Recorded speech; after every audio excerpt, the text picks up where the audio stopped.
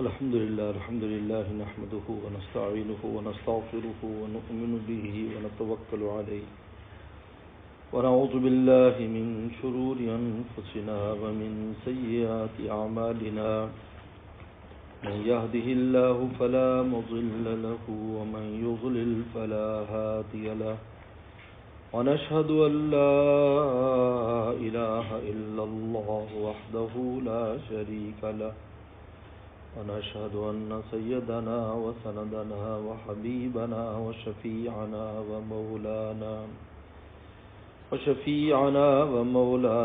محمدا عبده ورسوله صلى الله تعالى عليه وعلى آله وأصحابه وبارك وسلم أما بعد فأعوذ بالله من الشيطان الرجيم بسم الله الرحمن الرحيم يا أيها الذين آمنوا اتقوا الله وكونوا مع الصادقين فقال تعالى واصبر نفسك مع الذين يدعون ربهم بالغداة والعشي يريدون وجهه قال النبي صلى الله عليه وسلم المرء على دين خليله فلينظر أحدكم من يخالل قال النبي صلى الله عليه وسلم أحبب من شئت فإنك مفارقه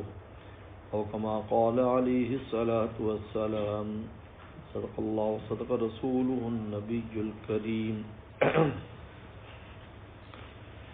اللہ تعالیٰ نے قرآن مجید میں حضرات صحابہ اکرام کے بارے میں بتایا کہ انہوں نے اللہ تعالیٰ کے تعلق کو کیسے حاصل کیا، اللہ والے کیسے بنے، خدا تک کیسے پہنچے۔ دنیا میں انسان کے بھیجنے کی غرض اللہ کا تعلق حاصل کرنا ہے، یہ اصل مقصود حیات ہے کہ ہم جب یہاں سے جائیں تو ہمارا قلب ایک خاص قسم کی دوستی اور خاص قسم کا تعلق محسوس کرے۔ اس لیے وہ آخری وقت جب ہوتا ہے انسان کا، جو پوری زندگی کا خلاصہ ہوتا ہے، اس کے بارے میں آپ علیہ السلام فرمایا من احب لقاء اللہ احب اللہ لقاء، وہاں یہ لفظ رسول اللہ استعمال فرما رہے ہیں، من احب لقاء اللہ، جو اللہ کی ملاقات پسند کرتا ہے اللہ بھی ملاقات کے مشتاق رہتے ہیں۔ ومن کرہ لقاء اللہ کرہ اللہ لقاءہ، جو اللہ تعالیٰ کی ملاقات ناپسند کرتا ہے اللہ تعالیٰ بھی اس کی ملاقات ناپسند فرماتے ہیں۔ اب یہ روایت ہمیں بتا رہی ہے کہ زندگی میں ہم نے اگر تعلق حاصل کیا ہے تو جانا تو ہے، وقت ہر ایک کا مقرر ہے، اس میں کوئی دو رائے نہیں ہے، ہر ایک کا وقت جلد بدیر آ جاتا ہے۔ اب اس جانے کے وقت میں اس زندگی کی جو محنت ہے اس کا اثر ظاہر ہوتا ہے۔ اگر وہ اپنا خاص تعلق اللہ تعالیٰ سے بنا لیتا ہے تو اس کو وہاں جاتے ہوئے کوئی اجنبیت محسوس نہیں ہوتی کہ میں کسی غیر کے پاس جا رہا ہوں، کیونکہ اس ذات کے ساتھ ایک تعلق ہے۔ دیکھو دنیا میں انسان کہیں بھی سفر کر کے آتا ہے، جیسے میں یہاں حاضر ہوا ہوں، آپ حضرات کے ساتھ ایک تعلق، بھائی ابرار کے ساتھ ایک تعلق تھا، تو مجھے یہاں آنے میں خوشی تھی، کوئی دل پر بوجھ نہیں تھا۔ اور اگر اجنبی جگہ ہوتی تو لازمی بات ہے کہ ہزار انسان کو وہم اور وسوسے ہوتے ہیں۔ تو دنیا میں آنے کا مقصد اللہ تعالیٰ کا تعلق حاصل کرنا ہے، اسی کے لیے ساری محنت ہے، جتنی بھی محنت ہے وہی ہے، اب دنیا کی محنت ہے یا آخرت کی، یہ دونوں کا تعلق اس سے ہے۔ اس لیے دنیاوی محنت میں بھی ہر کام میں اللہ تعالیٰ نے اپنے نام کو ساتھ رکھا ہے۔ دیکھ ہم کوئی بھی کام کریں پہلے میرا نام لو، بسم اللہ الرحمن الرحیم، میرا نام لو پھر کام کرنا، انشاءاللہ میرا نام لو پھر کام کرنا، گھر سے نکلنے آپ نے دعا پڑھو میرا نام لینا، یعنی ایسا کون سا کام ہے میرا آپ کا دنیا کا کام جن میں مولا کا نام نہیں ہے؟ یہ کیوں دیا؟ تاکہ آپ یہ نہ سمجھیں کہ آپ دنیا داری کر رہے ہیں، بلکہ اس دنیا داری کے ذریعے بھی تم مجھے حاصل کر رہے ہو۔ آخرت تو ہے ہی ان کے لیے، آخرت کے کام، نماز ہے وہ تو ہے ہی انہیں کی، روزہ تو ہے ہی انہیں کے لیے، حج عمرہ ہے تو وہ تو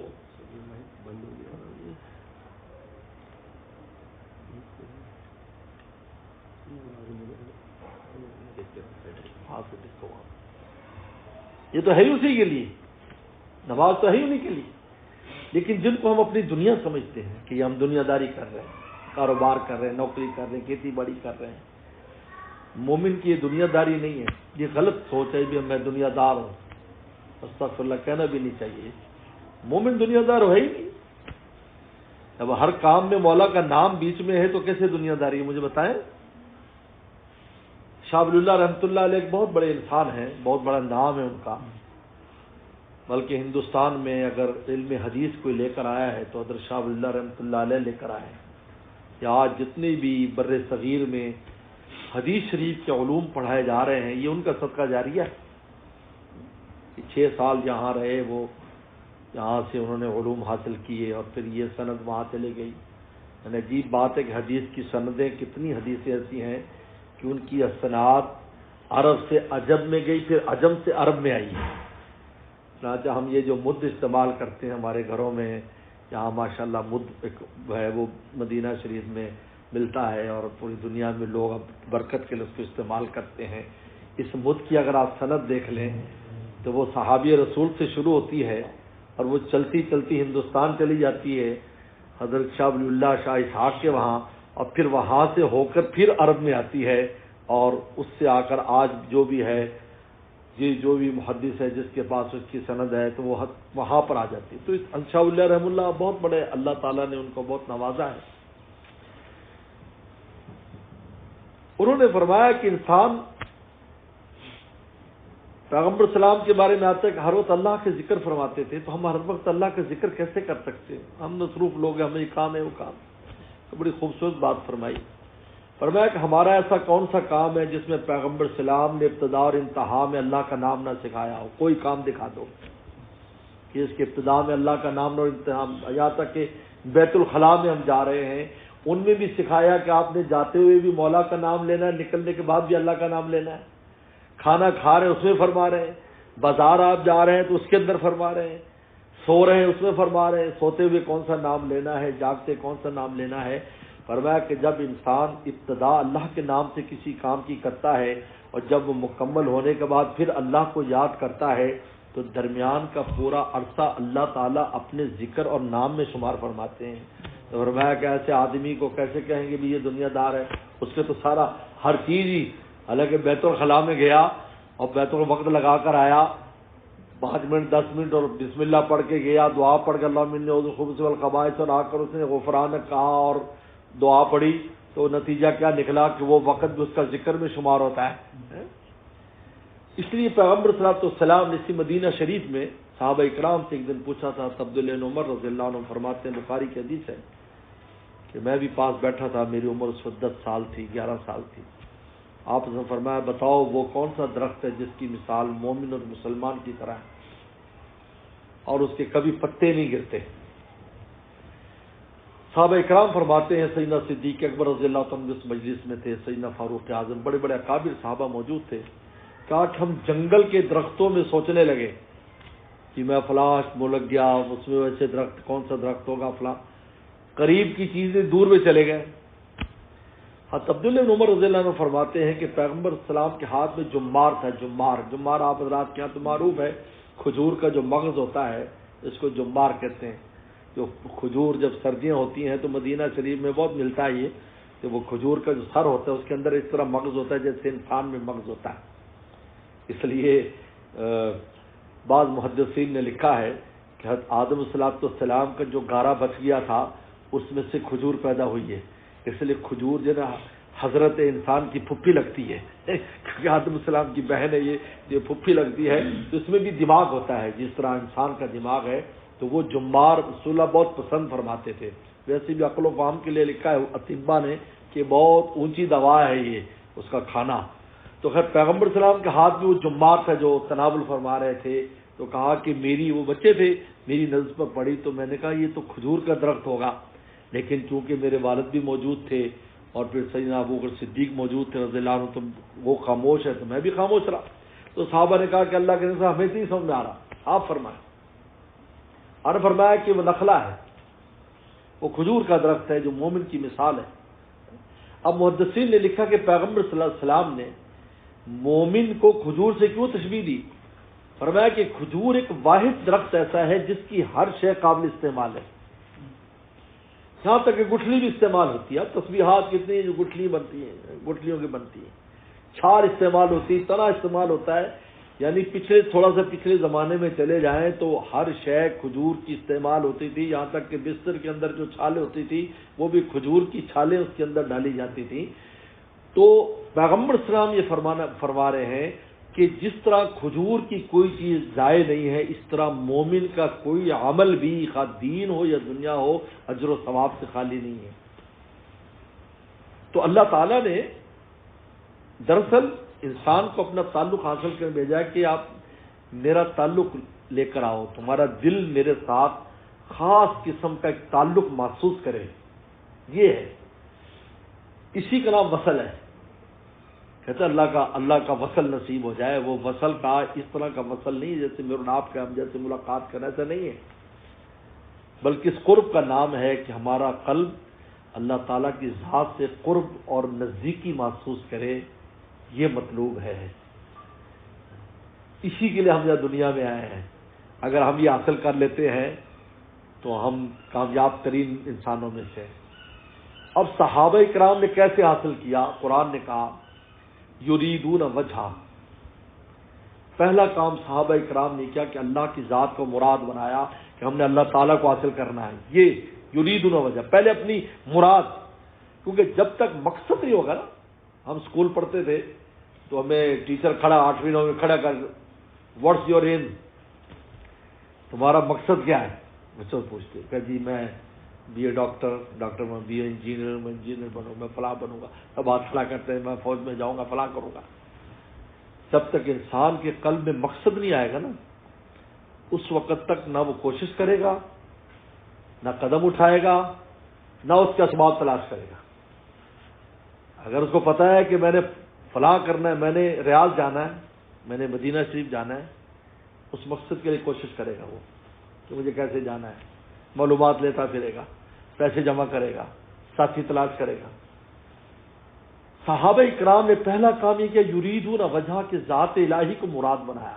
اس لیے میرے مرشد عارف بلادر شاہ کی مختر صاحب رحمت اللہ علیہ فرماتے تھے مرید اللہ تعالیٰ کا ہوتا ہے. اصل میں مرید یریدون سے مرید نکلا ہے. مرید مانا ارادہ کرنے والا. کس کا ارادہ کرنے والا؟ ذات الہی کا ارادہ کرنے والا، کہ مجھے اللہ کی ذات کا تعلق چاہیے. باقی اب جو ذریعہ بنتا ہے اس کا مرید مجازن کہلاتا ہے. جس طرح دادے کا بھی وہ دادا کو بھی ابا کہتا ہے، یہ بڑا ابا ہے، یہ میرا چھوٹا ابا ہے. حالانکہ ابا تو اس کا وہی ہے جو اس کا اپنا اصل ابا ہے، لیکن دادا کو بھی مجازن ابا کہہ دیتا ہے. بڑی عمر والا ہے تو اس کو عام کہہ دیتا ہے، چاچا کہہ دیتا ہے، کیا اس کا وہ چاچا نہیں ہے؟ بالکل اسی طریقے پر اصل مرید یریدون وجہ کہ صحابہ کرام نے اللہ کی ذات کو مراد بنایا کہ ہمیں اللہ تعالیٰ چاہیے، ہمیں ان کا تعلق چاہیے. اب اس کے بعد دوسرا کام کیا یدعون ربهم بالغداۃ والعشی. صبح شام اللہ کو یاد کرتے تھے، اللہ کا ذکر کرتے تھے، اللہ تعالیٰ کے احسانات کو یاد کرتے تھے، اللہ تعالیٰ کا تذکرہ کرتے تھے. بیٹھ کر اللہ کا ذکر ہو رہا ہے، اللہ کو یاد کر رہے ہیں، اللہ کے نعمتوں کو یاد کر رہے ہیں، اللہ تعالیٰ کی صفات کا ذکر کر رہے ہیں، اللہ تعالیٰ کی ذات کا ذکر کر رہے ہیں. جب انسان کہتے کہ انسان کسی جگہ پر کسی چیز کا بار بار ذکر کرے. میں ایک دفعہ انگلینڈ گیا، کافی سال ہو گئے، تو مجھے ایک دوست نے کہا کہ بھائی اللہ تعالیٰ کی ذات تو وہ تو نگاہوں سے بھی غائب ہے، اور انسان نہ دل سے اس کا ادراک کر سکتا ہے نہ آنکھ سے. اس کے ساتھ اپنا تعلق اور محبت کیسے پیدا کر سکتا ہے؟ یہ کیا اس کا طریقہ ہوگا؟ میں نے کہا دنیا میں ایک آدمی کسی ملک کی سیر کر کے آتا ہے، مکہ شریف مدینہ شریف جاتا اور تمہیں حالات سناتا ہے، یار مکہ شریف میں ایسے ہوا، مدینہ شریف میں ایسے ہوا، وہاں یہ وہاں ہے. 2-4 بار سننے کے بعد تمہارا دل ادھر کھینچتا ہے یا نہیں؟ میں نے کہا بالکل کھینچتا ہے. میں نے کہا تم نے تو دیکھا تو نہیں ہے. سننے ہوا نا، سن کر ہوا.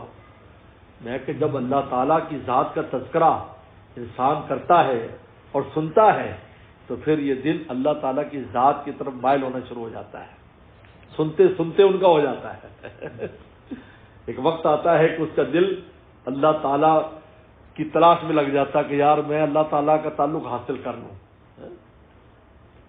ایسا کوئی نہیں ہے کہ انسان دیکھے گا پھر ہی کسی چیز کا عاشق ہوگا، سن کر بھی عاشق ہوتا ہے. اللہ تعالیٰ نے سماعت رکھی اس لیے، لیکن فجعلناہ سمیعا بصیرا، اللہ فرمایا ہم نے اس انسان کو جو بالکل کسی کام کا نہیں تھا، وہ پانی کا ناپاک نطفہ تھا، ہم نے اس کو اس قابل بنا دیا کہ وہ سننے والا اور دیکھنے والا بن گیا. جو علم حاصل کرنے کی سب سے بڑی ذرائع ہیں کہ انسان سن کر استاد سے سنتا ہے علم حاصل کرتا ہے، اور کتاب آنکھ سے پڑھتا ہے تو علم حاصل کرتا ہے. جو سب سے بڑے ذرائع ہیں، اللہ نے فرمایا کہ اس بے جان سے پانی پر ہم نے ایسی کاریگری کی ہے، فجعلناہ سمیعا بصیرا، ہم نے اس کو سننے والا اور دیکھنے والا بنا دیا. اب پوری دنیا کے علوم اس کو آ رہے ہیں، ما لم یعلم، وعلم الانسان ما لم یعلم، یعنی جس کا اس کو ادراک بھی نہیں تھا، ایسے تو علوم ہم نے ان کو عطا کر دی، دنیا کی بھی کر دی، آخرت کی بھی کر دی اس کو. تو اب کیا یدعون ربہم، صحابہ کرام نے پہلے اللہ کی ذات کو مراد بنایا کہ ہمیں اللہ تعالیٰ حاصل کرنا ہے. اس لیے میرے شیخ فرمایا کرتے تھے شیخ پینے کا ارادہ تو کرے، شیخ پینے کا ارادہ تو کرے، آسمانوں سے منگا لی جائے گی. پہلے ارادہ تو کرے، سب میں ہمارا ارادہ ہی نہیں ہے کہ ہم اللہ تعالیٰ کو حاصل کرنا ہے، اس تعلق کو حاصل کرنا ہے. سب سے پہلے تو ارادہ ہے، یریدون وجہ. اس ارادے کے بعد کیونکہ کوئی بھی دنیا میں کام ہے، پہلے ارادہ ہے پھر قدم اٹھائے گا، پھر عزم ہے. ارادے کے بعد عزم ہوتا ہے، عزم کے بعد عمل ہوتا ہے. یہ تین چیزیں. اس لیے حضرت شاہ امام غزالی رحمۃ اللہ علیہ نے تو یہاں بھی فرمایا کہ ایک آدمی کسی نے گناہ کا عزم کر لے کہ بس میں نے کرنا ہے، وہ پھر کسی وجہ سے نہ اس سے ہو سکے تو کہا کہ پھر بھی گناہ لکھا جائے گا، کیونکہ یہ ارادے سے آگے نکل گیا ہے. ارادے میں تو دل میں بات آئی تھی، وہ معافی مانگ، لیکن اس نے عزم کر لیا کہ بس اب اس کے بعد عمل ہی رہ گیا تھا. لیکن دوسرے بزرگوں نے کہا کہ اگر وہ پھر بھی بچ گیا ہے تو پھر بھی اللہ تعالیٰ کی نعمت ہے، کم از کم اس نے عمل نہیں کیا ہے تو پھر بھی اللہ نے اس کی حفاظت کر لی. تو صحابہ اکرام صبح شام اللہ کو یاد کرتے تھے، کچھ وقت اللہ تعالیٰ کی ذات کے لیے دیتے تھے، جس میں ذکر کرتے تھے، جس میں فکر کرتے تھے. ایک ذکر ہوتا ہے، فکر ہوتا ہے، سوچنا کیسی کیسی نعمتیں اللہ نے مجھے دی ہیں، کیسے کیسے اللہ تعالیٰ کے احسانات ہیں. اور سب سے بڑی ایمان کی نعمت ہمیں دی. ایمان کی نعمت سے بڑی کوئی نعمت نہیں ہے جو ہمیں عطا فرمائی ہے. اس لیے ہمارے حضرت والا فرمایا کرتے تھے شاہ حکیم رحمۃ اللہ علیہ کہ چونکہ انسان کا ایک مزاج ہے کہ جو دائمی نعمت ہوتی ہے اس کا شکر نہیں کرتا، دائمی نعمت کا اس کا شکر نہیں کرتا، بھول جاتا ہے. لیکن عارضی کا کرتا ہے. ابھی چائے پی لی الحمدللہ، ماشاءاللہ چائے بڑی مزیدار تھی الحمدللہ، بھائی کھانا بڑا اچھا تھا الحمدللہ، پانی بڑا ٹھنڈا تھا الحمدللہ. لیکن جو دائمی نعمت ہے اس کے شکر ادا نہیں کرتا. تو پیغمبر اسلام اس راز کو جانتے تھے کہ یہ مومن بندہ ایمان اور اسلام جیسے نعمت کا شکر ادا نہیں کرے گا، اور جب آپ کو پتہ ہے کسی نعمت کا شکر ادا نہ کیا جائے تو وہ نعمت آہستہ آہستہ واپس لے لی جاتی ہے. تو کھانے پینے کی دعا میں اس کا شکریہ لگا دیا، الحمدللہ الذی اطعمنی وسقانی وجعلنی من المسلمین، یعنی من المسلمین کا بھی شکریہ بیچ میں لگا دیا. بھی کھانے پینے کا جب تم شکر ادا کرو تو پھر اس نعمت کا بھی ساتھ شکر ادا کرنا، تاکہ ایمان اسلام کی نعمت میں اضافہ ہوتا رہے. جی کیونکہ وَلَئِن شَكَرْتُمْ لَأَزِيدَنَّكُمْ، جب تم شکر کرو گے تو ہم اس نعمت میں اضافہ کر دیں گے. تو یدعون ربہم. تیسرا کام وَاصْبِرْ نَفْسَكَ. اللہ کے نبی صلی اللہ علیہ وسلم دو کام صحابہ نے کر لیے، اللہ کو مراد بنا لیا، یاد بھی کرتے ہیں، لیکن آپ کی صحبت کی ضرورت ہے. جب تک آپ ان کے پاس نہیں بیٹھیں گے، آپ اپنی صحبت ان کو نہیں دیں گے، اس وقت تک یہ درجہ کمال کو نہیں پہنچ سکتے. آپ کی صحبت چاہیے. یہ صحابہ کا سب سے بڑا اعزاز یہ کہ وہ صحابی ہیں. آج تو اعزازات ہوتے ہیں، مولانا صاحب ہیں، مفتی صاحب ہیں، شیخ الحدیث صاحب ہیں، امام صاحب ہیں، مؤذن صاحب ہیں، القاب ہیں. صحابہ کرام نے یہ کام نہیں کیے، سب کیے، لیکن ان کا یہ لقب کسی کا بھی نہیں کہ فلاں صاحب مفتی صاحب تھے، فلاں صاحب شیخ الحدیث صاحب تھے، فلاں صاحب مجاہد صاحب تھے، فلاں سالار تھے. کچھ نہیں، ان کا ایک صحابی تھے. کیونکہ جتنے بھی ان کے اعمال سے، ان اعمال میں جو رنگ پڑا وہ رسول اللہ کی صحبت سے پڑا. واصبر نفسک. اب آپ ان کے پاس بیٹھے. حدیث شریف میں آتا ہے کہ جب یہ آیت مبارکہ نازل ہوئی تو پیغمبر سلام نکلے مسجد نبوی میں، حلقے لگے ہوئے ہیں، تو آپ چلتے چلتے آخر میں گئے تو کچھ صحابہ جن کے نصف کپڑے تھے، اس زمانے میں ایک دفعہ میں سردی میں حاضر ہوا مدینہ سے، بڑی شدید سردی اور ٹھنڈی ہوا چل رہی تھی کہ مسجد نبوی میں گاڑی سے اتر کر پہنچنا مشکل، حالانکہ اتنے کپڑے پہنے. تو مجھے بہت رونا آیا. کئی دن بھی تب اثر رہا کہ صحابہ کرام کے جسم پر تو پورا کپڑا بھی نہیں ہوتا تھا، صفہ کے صحابہ کے نصف کپڑا ہوتا تھا. ہمارے ادھر پنجاب کی طرف کیا کرتے ہیں کہ جو چھوٹے بچے ہوتے ہیں ان کی گردن پر جو لنگی کی گانٹھ لگا دیتے ہیں یہاں تاکہ سطر نہ کھل جائے. تو صحابہ فرماتے ہیں کہ ہمارا کپڑا اتنا چھوٹا ہوتا تھا نیچے کا کہ ہم گردن پر اس کی جناب وہ گانٹھ لگاتے تھے تاکہ کھلے نہیں، اور اوپر تو کپڑا ہوتا ہی نہیں تھا، وہ ایک ہی کپڑا ہوتا تھا، اور ریت کے اوپر سوتے تھے، اور سردی کا یہ عالم ہوتا تھا. لیکن پیغمبر سلام کو چھوڑ کے نہیں جاتے تھے. تو میں نے کہا یہ کیا تھا؟ یہ عشق کی گرمی تھی، یہ عشق کی گرمی تھی. اس لیے ایک اللہ والے نے کہا نا کہ میں عشق سے برف میں آگ لگا دیتا ہوں، میں عشق سے برف میں آگ لگا دیتا ہوں، اے عشق تجھے روز دعا دیتا. صحابہ کرام کے دل میں عشق تھا.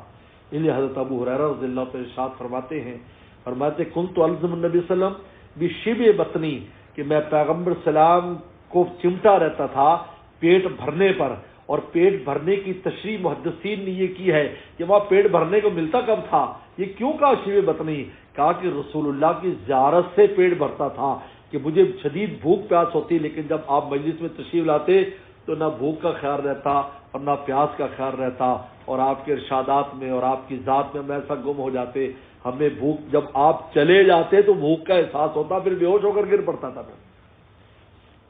میں روضہ اقدس اور ممبر کے درمیان بے ہوش ہو کر گر پڑتا تھا. لوگ سمجھتے مجھے مرگی کا دورہ ہے. کہ مجھے مرگی کا دورہ نہیں ہوتا تھا، بلکہ مجھے بھوک لگی ہوتی تھی جس کی میں بے ہوش ہو جایا کرتا. تو کیا چیز تھی ان کو جلدی؟ وہ عشق تھا. فرمایا کہ واصبر.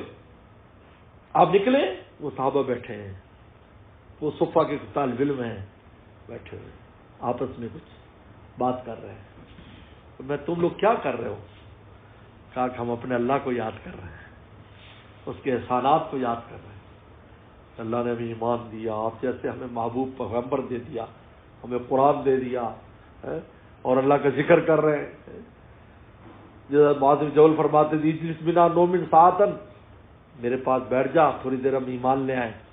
تو ہم تو ایمان تو لائے ہوئے. کہا کہ نہیں، ایمان پرانا ہو جاتا ہے، زیادہ کلمہ طیبہ کا ذکر کریں گے. جددوا ایمانکم بلا الہ الا اللہ، اپنے ایمان کو تازہ کر لو لا الہ الا اللہ کے ساتھ. تو اور تھوڑا سا ذکر کر لے. فرمایا تم کیا کر رہے ہو؟ پیغمبر علیہ السلام پوچھا. ان نے کہا کہ ہم اللہ کو یاد کر رہے ہیں. فوراً بیٹھ گئے. کہا کہ مجھے تمہارے ساتھ بیٹھنے کا حکم ہے. واصبر نفسک، اے محبوب ان کے پاس بیٹھیے. مولا کو مراد بنایا ہے اور اللہ کو یاد بھی کر رہے ہیں، لیکن آپ کی صحبت نہیں ہوگی تو کمال حاصل نہیں ہوگا. صحبت سے کمال ملے گا ان کو. اس لیے حکیم الامت تھانوی رحمۃ اللہ علیہ، کیا حضرت مفتی شفیع صاحب نے پوچھا، اب یہ پیغمبر صلی اللہ علیہ وسلم کے انوارات ہیں جو صحابہ میں منتقل ہوئے، پھر تابعین میں، طب تابعین، قیامت تک ہی چلے گا یہ سلسلہ، قیامت تک. کہتے نور نبوت جو ہے، نور نبوت صحبت سے ملے گا، کتاب میں نہیں ملے گا. علوم نبوت ملیں گے لیکن نور نبوت، کیونکہ نور کا وزن کتاب کا ورق نہیں اٹھا سکتا، یاد رکھیں. یہ سینہ اٹھاتا ہے. دیکھو قرآن مجید نور ہے نا. اللہ نے فرمایا اگر میں اس کو پہاڑ پہ نازل کر دوں ریزہ ریزہ ہو جائے، دب جائے. لیکن حافظ قرآن کے سینے میں، بلکہ ہر ایک کے سینے میں قرآن مجید ہے، جتنا بھی ہے، تھوڑا ہے زیادہ ہے، لیکن کبھی بوجھ محسوس کیا نہیں. سینہ سہارتا ہے اس وزن کو. یعنی ہمارا جو دل ہے کہ پہاڑ اس کے سامنے کچھ نہیں، کیونکہ پہاڑ میں قرآن مجید کا وزن اٹھانے کی بالکل ہمت طاقت نہیں ہے، بلکہ وہ تو اللہ کا کلام ہے. کہتے جو تجلی الہی تھی، جو اللہ تعالیٰ کی تجلی ظاہر ہوئی تھی کوہ طور پر، اور وہ ریزہ ریزہ ہو گیا، اور یہ تو اللہ کا کلام ہے، وہ تو کہیں آگے کی بات ہے. یہ فرمان ہے اللہ تعالیٰ کا، لیکن مومن یاد کر رہا ہے اس کے سینے میں ہے، اس لیے کہتے ہیں نور نبوت سینے سے سینے میں آتا ہے، وہ کتاب سے نہیں آئے گا، اس لیے کہا صحبت میں بٹھائیے ان کو، اب نور نبوت منتقل کر دیں تاکہ ان کا ذکر، ان کی فکر اور ان کی جو مراد ہے یہ اپنی مراد تک پہنچ جائے۔ حضرت تھانوی رحم اللہ سے مفتی شفیع صاحب رحم اللہ نے پوچھا کہ حضرت یہ جو کہ یک زمانہ صحبت باولیہ بہتر 7 سالہ تعت بے ریا، کہ تھوڑی دیر کسی اللہ کے غلام اور بندے کے پاس بیٹھنا 100 سال بے ریا عبادت سے بہتر ہے، یہ شاعر نے مبالغہ نہیں کر دیا کہ تھوڑی دیر بیٹھو کسی کے پاس مولا کی حصول کی نیت سے کہ ہمیں آج مولا مل جائے، اور ادھر 100 سال کی عبادت ہے، یہ کیا ہے؟ اور میں مفتی صاحب شاعر نے کم کہا ہے، 1,00,000 سالہ تعت بے ریا، 1,00,000 سال کی عبادت سے بھی بہتر ہے تھوڑی دیر بیٹھنا۔ اور پھر وجہ بیان فرمائی کہ صحبت کا اثر یہ ہوتا ہے، دراصل پیغمبر اسلام کی صحبت کا اثر یہ تھا صحابہ اکرام پر کہ کتنے شدید اور سخت وقت ان کے اوپر آئے لیکن وہ حق کے راستے سے نہیں ہٹے، استقامت پر رہے، کھولتے کڑاہوں میں ڈال دیے گئے۔ آپ حدیث پڑھے کہ صحابی کو جب وہ تیل میں ڈالتے تھے تو گرتے ہی اس کی ہڈیاں چمڑا الگ ہو جاتا تھا، ایک دم کتنا تیز گرم ہوتا، کلمہ چھوڑنے کو تیار نہیں ہوئے۔ کا صحبت کا دراصل یہ ہوتا ہے کہ انسان میں خاص قسم کی اللہ ایسی استقامت پیدا فرما دیتے ہیں کہ وہ ارتداد سے محفوظ ہو جاتا ہے، اور کہا کہ جو ارتداد سے محفوظ ہو جائے اور کلمہ ساتھ لے کے چلا جائے تو فرمایا اس سے بڑھ کر کون سی نعمت ہے۔ مقصد ہے سارا یہ کہ ہم کلمہ ساتھ لے اس لیے کر دی یار خاتمہ بالخیر کی دعا کرتے ہیں، اور یہ صحبت یہ فرمایا کہ جو بھی حضرت تھانوی رحمہ اللہ فرمایا کہ اہل اللہ کی صحبت میں رہنے والا، ان سے تعلق رکھنے والا اگر کاملین میں سے ہو کر نہیں مرے گا تو تائبین میں سے ہو کے ضرور مرے گا، اور تائبین میں اللہ کے ماں یحب التوابین۔ تو یہ 3 چیزیں بیان کی۔ اب جب یریدون وجہ ہے کہ اللہ تعالیٰ کی ذات کو مراد بناتا ہے تو نفس اور شیطان کو خوش نہیں کرتا، کیونکہ اس نے مراد مولا کو بنا لیا۔ جب آدمی اپنے سامنے رکھے کہ میں نے مولا حاصل کرنا ہے تو نہ نفس کی سنے گا نہ شیطان کی سنے۔ 2 قوتیں ہیں جو انسان کو اللہ سے دور کرتی ہیں، گناہ کی طرف لاتی ہے۔ ایک نفس، ایک شیطان ہے۔ شیطان سے بچنا آسان ہے۔ حدیث شریف میں تو ایک آدمی کو بہت غصہ تھا، فرمایا اس کو کہا اعوذ باللہ من الشیطان دین پڑھ لے، بس ابھی اس کا غصہ ختم ہو جائے گا، کیونکہ اس کو شیطان نے اس کے دل میں انگارہ رکھ دیا ہے، لیکن اللہ کا نام لیتی وہ بجھ جائے گا۔ لیکن جو انسان کا نفس ہے یہ آسانی سے مرتا نہیں ہے، اس لیے امارۃ بالسوء، حضرت یوسف صلی اللہ علیہ وسلم پیغمبر نے بھی کہہ دیا ما ابرئ نفسی ان النفس لامارۃ بالسوء، تاکہ جو نفس ہے بے شمار برائیوں کو حکم دینے والا ہے، الا ما رحم ربی، جب تک اللہ کا رحم نہ ہو۔ یوسف صلی اللہ علیہ وسلم فرما رہے ہیں کہ میں بھی اپنے آپ بری نہیں کرتا مگر اللہ کا رحم ہو، مجھ پر اللہ کا رحم ہے اس لیے میں بچ گیا۔ آج لوگ کہتے ہیں ماحول خراب ہے حضرت صاحب کیسے بچیں، تو میں ایک بات کہا کرتا ہوں، یوسف صلی اللہ علیہ وسلم کی اگر ہم اس قصے کو دیکھیں، اس میں قرآن مجید نے ایک لفظ استعمال کیا ہے وراودتہ التی هو فی بیتہ عن نفسی، یوسف السلام کو گناہ کی دعوت اس خاتون نے دی جس کے گھر میں یوسف السلام رہتے تھے۔ یہ ماحول کو بیان کیا کہ ماحول کتنا خراب تھا، ایک تو 4 دیواری، قلعہ بند، پھر غلام، جمع دعوت گناہ۔ تو یوسف صلی اللہ علیہ وسلم نے ہمت نہیں آ رہی، بس سبق الباب قال معاذ اللہ، اللہ پناہ دینا، اللہ کی مدد حاصل کی، پھر بھاگے۔ اس لیے میرے مرشد فرماتے تھے گناہ سے بچنے کے لیے خالی وظیفہ کافی نہیں ہے کہ تم تسبیح پھیرتے رہو کہ ہم سے گناہ نہ ہو، فرار اختیار کرنا پڑے گا، ان اسباب سے دور ہونا پڑے گا جو مجھے اور آپ کو گناہ پر لگائیں۔ جب تک آپ ان اسباب سے دور نہیں ہوگے کبھی گناہ سے نہیں بچ سکتے۔ وہ یوسف صلی اللہ علیہ وسلم سے تو ویسے بھی گناہ نہیں ہونا تھا، پیغمبر تھے، پیغمبروں سے تو نہ صغیرہ گناہ ہوتا ہے نہ کبیرہ ہوتا ہے، لیکن قیامت تک کے لیے سبق دیا ہے یہ گناہ سے بچنے کا یہ طریقہ نہ سمجھو کہ تم بس معاذ اللہ کہہ دو، وَاسْتَبَقَ الْبَابِ، دروازے کی طرف دوڑنا بھی پڑے گا تمہیں، فرار الی اللہ اختیار کرنا پڑے گا۔ جب تم فرار اختیار کرو گے اللہ کی طرف، تو میرے مرشد بڑی پیاری بات پر بلکہ روتے تھے کہ جب بچہ اپنے پیچھے کسی دشمن کو دیکھتا ہے تو ماں کی طرف دوڑتا ہے یا باپ کی طرف دوڑتا ہے، تو فرمایا کہ اس کو دو مزے آتے ہیں، ایک تو دشمن سے دور ہو رہا ہوتا ہے اور باپ اور ماں کے قریب ہو رہا ہوتا ہے، ایک تو فرار بھی اس کو لذت آنا شروع ہو جاتی ہے، اور جب ماں اور باپ کی گود میں جا کر اس کو قرار ملتا ہے تو اس کی لذت تو ہم الفاظ میں بیان بھی نہیں کر سکتے۔ نیند نہیں آتی تھی مجھے اس طرح سے، تیرے کرم نے گود میں لے کر سلا دیا۔ یہ فرار، جب تک فرار الی اللہ اختیار نہیں کریں، ففروا الی اللہ، تو مطلب یہ نہیں خالی تصویر کریں قال معاذ اللہ۔ یہ یوسف السلام کے قصے کو اللہ نے اس لیے بیان کیا کہ دیکھو کس قدر ماحول خراب تھا اور ان کو بعد میں کتنی تکالیف بھی اٹھانی پڑی، لیکن انہوں نے ساری تکلیفیں گوارا کی، لیکن اللہ تعالیٰ کی نافرمانی گوارا نہیں کہ اللہ اس میں ان محلات میں مجھے خطرہ ہے کہ میں تجھ سے دور نہ ہو جاؤں، مجھے جیل، رب السجن احب الی مما یدعوننی الیہ۔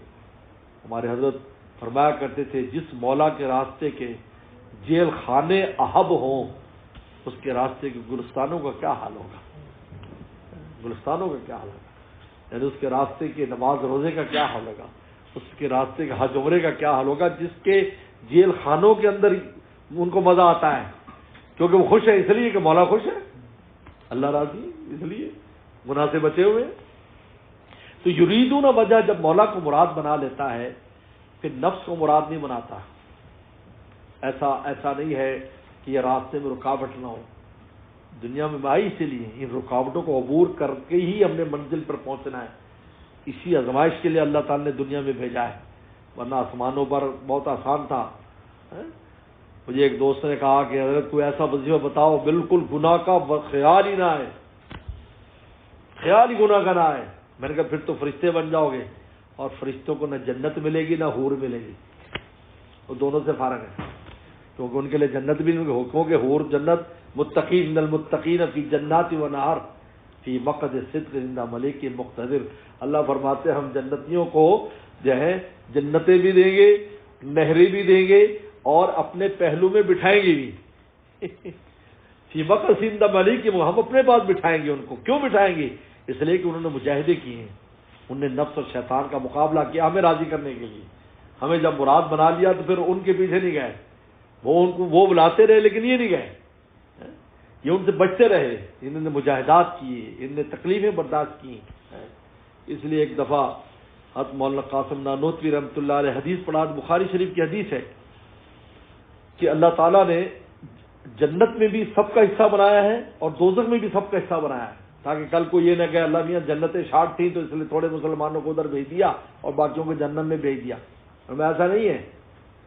لیکن ہوگا کیا کہ جو جنتوں کا حصہ خالی رہ جائے گا اس کے لیے مخلوق پیدا فرمائیں گے جس کو بغیر عمل کے ان جنتوں میں انسان ہوں گے ٹھہرا دیں گے، اور جہنم جب کہے گی میرا پیٹ نہیں بھرا تو وہ پھر اپنے قدم کی تجلی رکھیں گے، کیونکہ عدل کے خلاف ہے کہ کوئی مخلوق پیدا کر کے اس کو بلا وجہ جہنم میں ڈال دے، لیکن اللہ کا فضل ہے کہ بغیر عمل کو ان کو جنت دے دیں گے۔ تو حضرت نانوتوی رحمۃ اللہ علیہ سے ایک شخص نے کہا کہ حضرت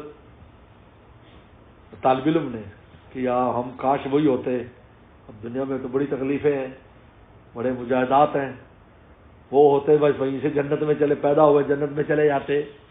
تو حضرت نے فرمایا ان کو کیا مزہ آئے گا جنت میں جانے کا، انہوں نے کون سی تکلیفیں برداشت کی ہیں؟ وہی تکلیف برداشت کر کے جب کوئی منزل آتی ہے تو اس کا اپنا مزہ ہے، اس کی لذت اپنی ہے۔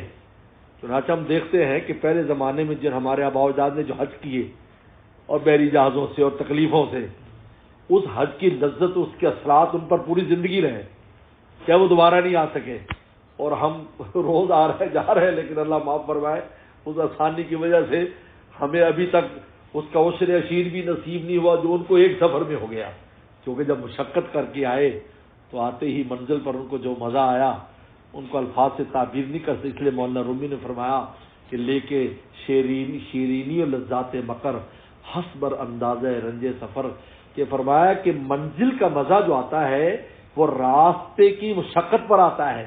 جتنا اللہ کے لیے میں اور آپ دنیا میں مشقت کریں گے، اللہ کو راضی کرنے کے لیے اپنی تمناؤں کا خون کریں گے، تقوی اختیار کریں گے، گناہ سے بچیں گے اور اللہ کو حاصل کرنے کے لیے ہم محنت کریں گے، تو پھر ہمیں جب مولا ملے گا، تعلق ملے گا، جنت ملے گی، اس کا مزہ پھر ان کو جو آئے گا وہ دوسروں کو وہ لذت نہیں آئے گی.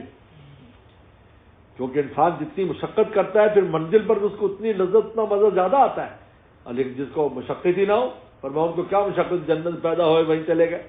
حضرت ام سلمہ رضی اللہ تعالیٰ عنہ سے جب پیغمبر اسلام سے پوچھا، جب آپ علیہ السلام نے فرمایا کہ جو حوروں کی سردار جو ہے وہ دنیا کی خواتین ہوں گی، تو اماں نے پوچھا کہ یہ کیسے، جبکہ حوروں کے اندر تو کوئی عیب ہی نہیں ہوگا، دنیا میں تو عیب ہے، مرد اور مردوں میں بھی عیب ہے، عورت میں بھی عیب ہے، یہاں تو ہر چیز ناقص ہے اور اس کو سردار بنا رہے ہیں. رسول اللہ نے عجیب بات فرمائی، فرمایا ان کے پاس نماز کا نور نہیں ہوگا، ان کے پاس روزے کا نور نہیں ہوگا، ان کے پاس بچے پالنے کا نور نہیں ہوگا، شوہر کی خدمت کا نور نہیں ہوگا، ماں باپ کی خدمت کا نور نہیں ہوگا. کہا کہ یہ جو انوارات دنیا میں جو مشقت کے خاتون کے چہرے پر ہوں گے، مومنہ عورت کے، وہ حوروں کے چہرے پر وہ چیز نہیں ہوگی. وہیں سے فرق نظر آ جائے گا بھی ان کی سردار کون ہے اسی سے ظاہر ہو جائے گا ان کی سردار کون ہے. تو میرے دوستو، میری ماں بہنوں، قرآن مجید نے 4 کام ہم کو کرنے ہیں. اللہ کی ذات کو مراد بنانا ہے کہ ہمیں اللہ حاصل کرنا، مانگے اللہ مجھے آپ چاہیے. حضرت حاجی امداد اللہ مہاجر مکی رحم اللہ جب پہلی دفعہ آئے، کھانا پر پہلی نظر پڑی تھی، یہ فرمایا کوئی تجھ سے کوئی کچھ مانگتا ہے، الہی میں تجھ سے طلبگار تیرا، مجھے آپ چاہیے، آپ مل جائے. تو مولا ہی مل جائے گا تو ہر شے مل جائے گی. نمبر 2، مولا کو یاد کرے، ذکر اذکار کے اپنے معمولات بنائے، ذکر و تلاوت کے معمولات بنائے. اب لوگ کہتے ہیں جی یہ نماز پڑھ رہے ہیں وہ بھی ذکر ہے، روزہ بھی ذکر ہے.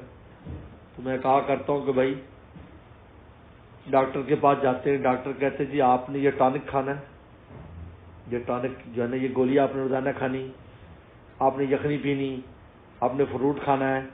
کہ جی میں روٹی تو کھاتا ہوں، اب آپ اتنی چیزیں کیوں ساتھ باندھ رہے ہیں؟ مگر بھائی تم مریض ہے، بیمار ہے، لہٰذا بیمار کے لیے ایڈیشنل خوراک کی ضرورت ہے. اس زمانے میں ہماری روحیں بیمار ہیں، اس کے لیے ایڈیشنل خوراک کی ضرورت ہے. اور صحابہ اکرام نماز میں سارا کچھ حاصل کر لیتے تھے، ہمارے لیے آج کافی نہیں ہے. ہمیں ایڈیشنل خوراک چاہیے، ہمیں کچھ ذکر بھی چاہیے، ہمیں کچھ تلاوت بھی چاہیے، ہمیں کچھ اللہ اللہ چاہیے، تاکہ وہ ٹونک ہماری روح کو مضبوط کرے. اور جب روح مضبوط ہوگی تو گناہ سے بچے گا، ورنہ نفس کا مقابلہ نہیں کر سکتے، نفس تو گرا دیتا ہے. آج تو ایسا فساد کا زمانہ ہے کہ تھوڑی سی بھی ہمیں نفس کے خلاف برداشت نہیں، تھوڑی سی تقاضا کرے بٹی کٹی لمبا لیٹ جاتا ہے. حالانکہ یہ تو چلتا رہے گا. نہ چت کر سکے نفس کے پہلوا کو تو یہ ہاتھ پاؤں بھی ڈھیلے نہ ڈالے، ارے اس سے کشتی تو ہے عمر بھر کی، کبھی تو دبا لے کبھی وہ دبا لے. جو ناکام ہوتا رہے عمر بھر بھی، بہرحال کوشش تو عاشق نہ چھوڑے، یہ رشتہ محبت کا قائم میں رکھے، جو 100 بار ٹوٹے تو 100 بار جوڑے. تیسرا، صحبت، نیک لوگوں کے پاس بیٹھنے کی عادت ڈالے تھوڑی دیر جہاں موقع ملے، تاکہ ان کے دل میں جو استقامت کا ایک خاص وہ ہم نے حاصل ہے. جب وہ ہمیں حاصل ہو جائے گا ارتداد سے محفوظ ہو جائیں گے. یہ کوئی معمولی نعمت نہیں ہے، اس لیے تھوڑا نہ سمجھے. بس ایک واقعہ بیان کر کے ختم کرتا ہوں. حاجی امداد اللہ مہاجر مکی رحمۃ اللہ علیہ مطاف میں بیٹھے تھے یہاں پر، تو حج کا موقع تھا، لوگ طواف کر رہے تھے، حضرت مطاف کے کنارے پر بیٹھے تھے. خادم سے کہا کہ یار یہ جو آدمی جا رہا ہے، اس آدمی کو جب طواف مکمل ہو جائے تو بلا کے لانا. وہ ہندوستان کے کوئی حاجی صاحب تھے. تب وہ آئے، ان سے پوچھا، ان کا بھائی آپ کس کے پاس آتے جاتے ہو ہندوستان میں؟ وہ ہے کہ نہیں جی میں تو بس کھیتی باڑی کرتا ہوں، کسان آدمی ہوں، اور میرا کہیں آنا جانا نہیں ہے، بس نماز روزہ کر لیتا ہوں بس. اور تو کہا چلو ٹھیک ہے کوئی بات نہیں. لیکن آپ نے مجھے بلایا ہے، اور وہ پہلے تعارف نہیں تھا، جانتا نہیں تھا، پھر بعد میں بھی امداد اللہ، وہ تو خیر ایک نام تھا ان کا ہندوستان میں بھی اور عربستان میں بھی ان کا ایک نام تھا، انگریزوں کے خلاف ان کی مساعی کی وجہ سے ہر آدمی نے، لیکن پہچان نہیں تھی. تو انہوں نے کہا نیند کے لیے حضرت آپ نے کوئی وجہ تو ہوگی؟ انہوں نے کہا یار آپ کے چہرے پر ایک خاص نور ہے جو کسی اللہ والے کی صحبت سے مجھے معلوم ہوتا ہے، لیکن آپ تو کہتے آپ جاتے نہیں ہیں. کہنے نہیں، 15 سال پہلے مجھے میرا دوست ایک بزرگ کے پاس لے گیا تھا، تو کچھ دیر میں اس کے پاس بیٹھا رہا، تو بس اس کے بعد پھر مجھے موقع نہیں ملا، میں اس علاقے میں کبھی گیا بھی نہیں، اور اپنے علاقے میں بس دنیا میں اپنی کام میں مشغول رہا ہوں. تو انہوں نے فرمایا خدا کی قسم وہ 15 سال پہلے جو تو گیا ہے اس کا اثر اب تک تیرے اوپر موجود ہے. یہ وہ چیز ہے جو صحبت سے آتی ہے. اس لیے کہا کہ یہ لکھ سال تعال سے، کیونکہ جب انسان کو وہ چیز حاصل ہو جائے جو ایمان کے محفوظ جس سے محفوظ ہو جائے تو اس سے بڑی کیا چیز چاہیے ہمیں؟ کیونکہ ابھی ایمان ہی ساری اعمال ہی ایمان کے لیے، اگر ایمان ہی نہیں بچتا تو کچھ بھی نہیں ہے. اس لیے کہتے ہیں شیطان نے 7 لاکھ سال عبادت کی ہے. ایک ہندوستان کے ایک بزرگ نے لکھا ہے کہ 7 لاکھ سال عبادت کی اس نے، لیکن ایک بات پر آ کر گمراہ ہو گیا، راندہ درگاہ ہو گیا، کیونکہ استقامت نصیب نہیں تھی اس کو. نصیب تھی ہو گیا، ساری ملیا بیٹ ہو گیا، اللہ تعالی کے مقابلے پر آ گیا ہو. کیونکہ جس کی صحبت سے اس کو فائدہ ہونا تھا نا آدم السلام، ان کے خلاف ہو گیا، کیونکہ ان کو تو آدم السلام کی صحبت میں رہتا تو کام بنتا نا. جیسا پیغمبر اسلام کے اوپر جنات ایمان لائے، جنات ایمان لائے تو وسلم آئے ان پر ایمان لائے، اور وہ جنات صحابہ کرام میں شمار ہو گئے. کتنا اونچا مقام ان کا ہو گیا. سورہ جن ان کے لیے نازل ہوگی پوری کی پوری، قرآن نے ان کا تذکرہ کر دیا.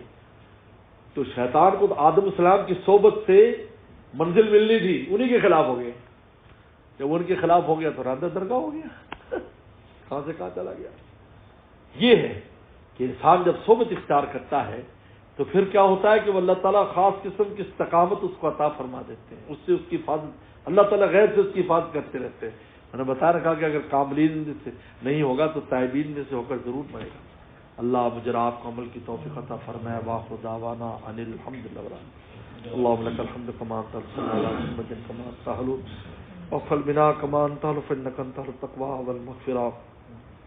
ربنا ظلمنا أنفسنا وإن لم تغفر لنا وترحمنا لنكونن من الخاسرين. اللهم إنا نسألك الهدى والتقى والعفاف والغنى.